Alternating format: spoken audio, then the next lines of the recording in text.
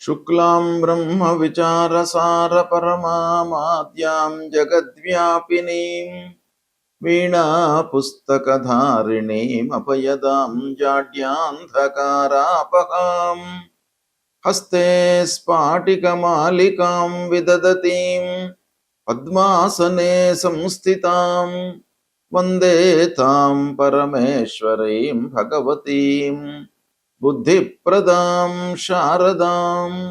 श्री महागणाधिपतये नमः। श्री महासरस्वत्यै नमः। శ్రీ గురుభ్యో నమః.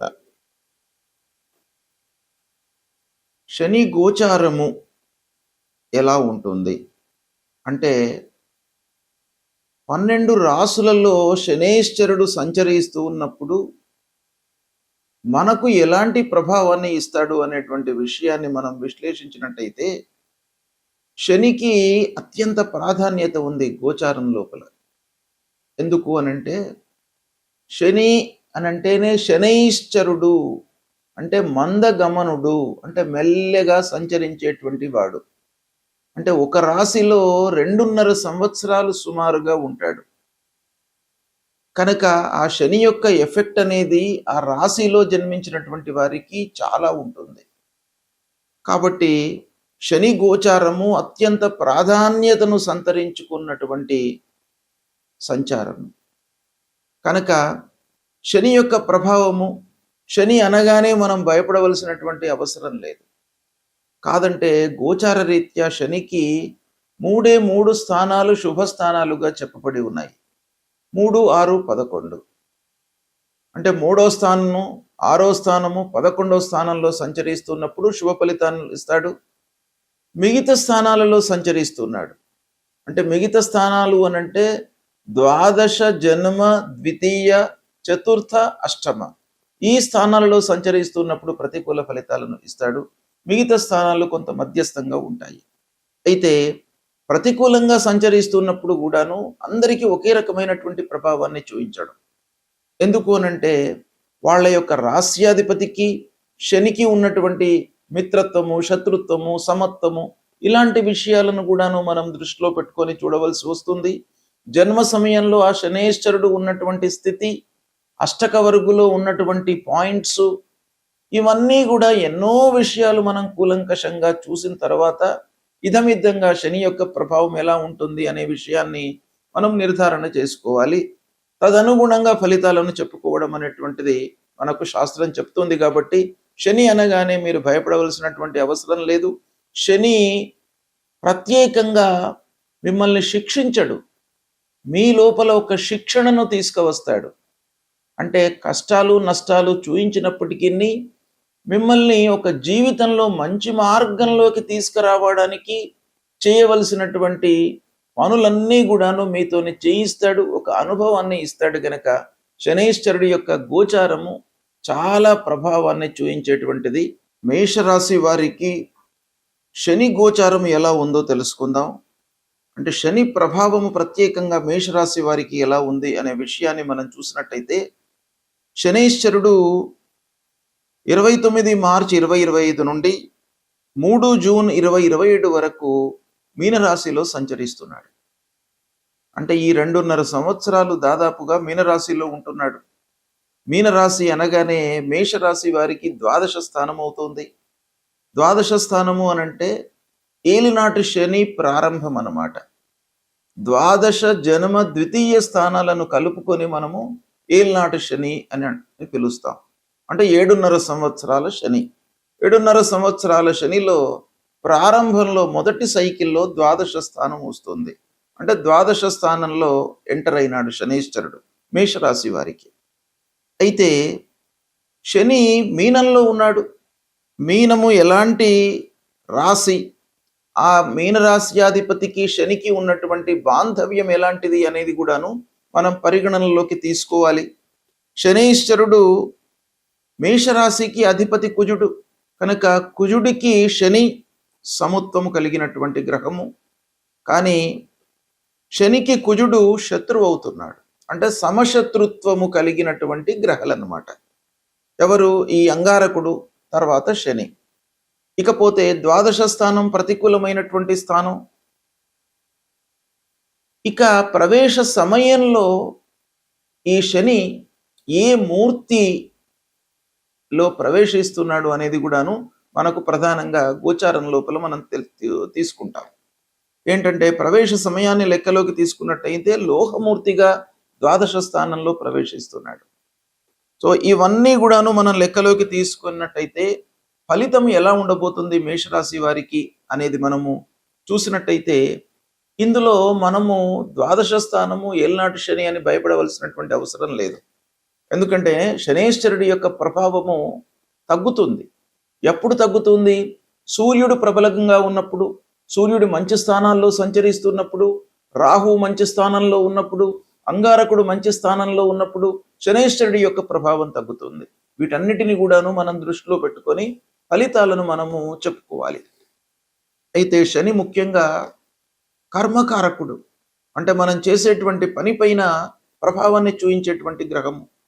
చేసేటువంటి పని అంటే మనము వృత్తి కానివ్వండి, వ్యాపారం కానివ్వండి, డబ్బుతో రిలేటెడ్ అయి ఉన్నటువంటి ఏ విషయం పైన కూడాను ఆ శని యొక్క ప్రభావం ఉంటుంది. తద్వారా ఖర్చులను పెంచుతాడు, అనవసరమైనటువంటి డిస్ప్యూట్స్ని తీసుకువస్తాడు. ఎప్పుడైతే డబ్బు ఇన్వాల్వ్ అవుతుందో అప్పుడు డిస్ప్యూట్స్ అనేవి కూడాను ఉంటాయి. గనక శని ప్రధానంగా కర్మ, ఖర్చులు ఈ రెండిటికి కూడాను ప్రత్యేకమైనటువంటి ప్రభావం చూపిస్తుంటాడు. ఇక 12వ స్థానం వలన కొంత ప్రయాణాలు, ఆసుపత్రి విషయంలో ఖర్చులు. ఇక ముఖ్యంగా మీనరాశిలో ఉన్నటువంటి శనేశ్వరుడు తృతీయ, సప్తమ, దశమ దృష్టితో కొన్ని స్థానాలను చూస్తుంటాడు. అంటే తృతీయ దృష్టితో ధనస్థానాన్ని చూస్తున్నాడు. అంటే డబ్బు విషయంలో మీరు జాగ్రత్తగా ఉండాలి. ఖర్చులు పెరుగుతాయి, రావాల్సినటువంటి కొన్ని రోజుల కొరకు ఆగిపోయేటువంటి అవకాశాలు ఉంటాయి. తర్వాత సప్తమ దృష్టితో షష్టమ స్థానాన్ని చూస్తున్నాడు కనుక ఆరోగ్య విషయంలో జాగ్రత్తలు తీసుకోవాలి. దగ్గరి వాళ్లతో మనము జాగ్రత్తగా ఉండాలి. సంబంధీకులు, బంధువులు, స్నేహితులు, ఆత్మీయులు వీళ్లతో మనకు కలహాలు, మిస్అండర్స్టాండింగ్స్ అయ్యేటువంటి అవకాశాలు ఉంటాయి ఆ శని షష్టమ స్థానాన్ని చూడటం మూలకంగా. తర్వాత శనీశ్వరుడు 9వ స్థానాన్ని కూడా చూస్తున్నాడు మీనరాశిలో ఉన్నటువంటి శని. కాబట్టి అదృష్టం కూడాను కొంత మనం జాగ్రత్తగా పని పైన మనం ఎక్కువగా పట్టు సాధించాలి, ఎఫర్ట్స్ ఎక్కువ పెట్టాలి అనేటువంటి విషయం మనకి ఇక్కడ తెలుస్తుంది. వీటన్నిటికీ కూడాను మనం రెక్టిఫైయింగ్ ఫ్యాక్టర్ ఏంటంటే ఆధ్యాత్మికతను పెంచుకోవాలి. భగవంతుడి పైన మనము భక్తిని పెంచుకోవడము, వేదాంత ధోరణిలోకి వెళ్ళడము, సాహిత్య సంగీత విషయాలపై మనస్సు నిలపడము, ఇలాంటివి చేసినట్టయితే మనకు ఈ శని యొక్క ప్రభావం తగ్గుతుంది. సాధారణంగా శని ప్రతికూలంగా ఉన్నప్పుడు వర్క్ లోడ్ పెరుగుతుంది, ఆరోగ్యాన్ని మనం నిర్లక్ష్యం చేసేటువంటి అవకాశాలు ఉంటాయి, ఉద్యోగంలో ప్రెషర్ ఉంటుంది, ఖర్చులు నియంత్రణలో ఉండకపోవడము.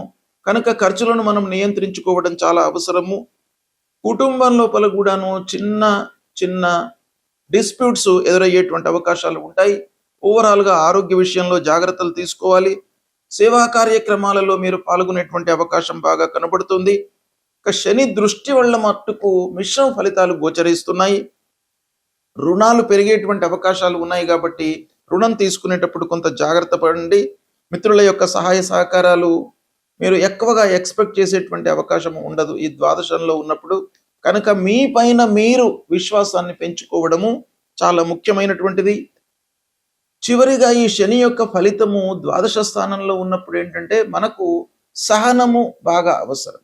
మీరు ఎంత ఓపికతో పనులు చేసినట్టయితే అంత మీరు విజయవంతంగా కార్య సాఫల్యాన్ని, సక్సెస్ రేటును పొందేటువంటి అవకాశాలు ఉంటాయి. కనుక శనీశ్వరుడు మీకు ఒక పరిపక్వతను తీసుకువస్తాడు. అంటే మీ లోపల ఒక కాన్ఫిడెన్స్ను బిల్డప్ చేస్తూ ప్రతి విషయం లోపల కూడాను మీకు సమగ్రమైనటువంటి ఆలోచన, జ్ఞానాన్ని ఇచ్చేటువంటి అవకాశాలు ఉన్నాయి. దాన్ని మీరు సద్వినియోగపరచుకోండి. శని ద్వాదశము ఏలినాటి శని అని భయపడవలసినటువంటి అవసరం లేదు. మీకు జ్ఞానాన్ని ప్రసాదిస్తాడు, మీకు అనుభవాన్ని ఇస్తాడు. దాన్ని మీరు భావి జీవితంలో ఉపయోగించుకోవడానికి చాలా అవకాశాలు ఉంటాయి. శనీశ్వరుడు అంటే శని ప్రతికూలంగా ఉన్నప్పుడు మనం ఏం చేయాలి అనేటువంటి విషయం కూడాను చాలా ప్రాధాన్యాన్ని సంతరించుకున్నటువంటి విషయం.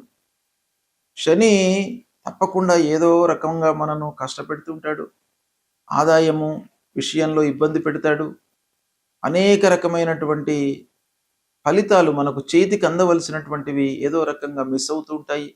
ఇలాంటి అనేక విషయాల లోపల మనకు శని యొక్క ప్రభావము ఉంటుంది. అంటే సాధారణంగా శని మనకు శాస్త్రం ప్రకారంగా గోచార రీత్యా 3 స్థానాల్లో సంచరిస్తున్నప్పుడు మంచి ఫలితాలను ఇస్తాడు. అంటే 3, 6, 11 స్థానాలు. అవి శుభ స్థానాలు. అంటే శుభ ఫలితాలను సహజంగా ఇచ్చేటువంటి స్థానాలు 3. అంటే దాదాపు 12 స్థానాలలో 3 స్థానాలు అనంటే మనకు 25% మనకు మంచి ఫలితాలు శనీశ్వరుడు మూలకంగా సహజంగా అంటే స్థానరీత్యా గోచార రీత్యా ఇచ్చేటువంటి అవకాశాలు ఉన్నాయి. ఇక మిగతావి ద్వాదశ స్థానము, జన్మస్థానము, ద్వితీయ స్థానము, చతుర్థ స్థానము, అష్టమ స్థానము. ఈ 5 స్థానాలు చాలా మనను కష్టపెడతాడు, ఇబ్బంది పెట్టేటువంటి స్థానాలు. ఇక మిగతా స్థానాలు కొంత మధ్యస్థంగా ఉంటాయి.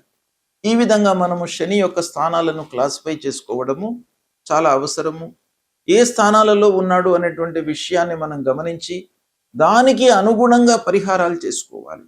అయితే శనీశ్వరుడికి మనం ఏం పరిహారాలు చేసుకోవాలి అనంటే, ప్రథమంగా మన చేతిలో ఉన్నటువంటి విషయాలపైన మనం మనసు నిలపాలి. ఏం చేయాలి? ధైర్యము, సాహసము. ధైర్యే సాహసే లక్ష్మి.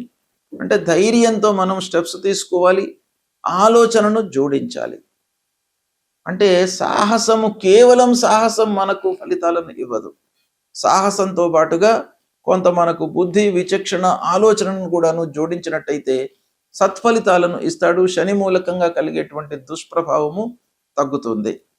అంతేకాకుండా శని బాగలేనప్పుడు మనము దైవానుగ్రహం కొరకై చేయవలసినటువంటి కార్యక్రమాలు కూడాను చాలా ఉన్నాయి.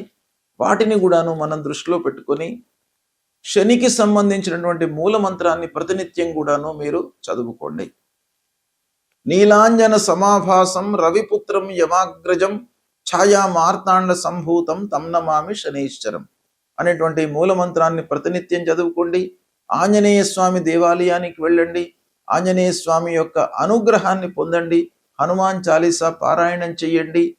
నువ్వుల నూనె, ఇనుప ముక్క, నల్లటి వస్త్రము ఇవి దానంగా ఇవ్వండి.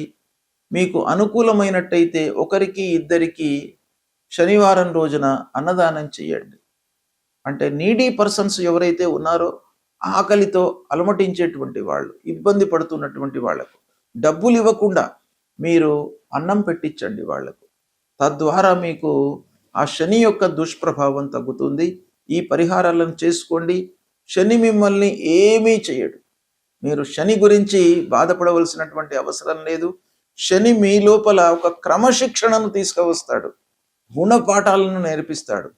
కాబట్టి శని అనగానే మీరు భయపడకుండా ఫలితాలపై, ప్రభావంపై, మీ యొక్క ఎఫర్ట్స్పై మీరు మనసు పెట్టండి. మీకు సత్ఫలితాలు కలుగుతాయి. శుభం.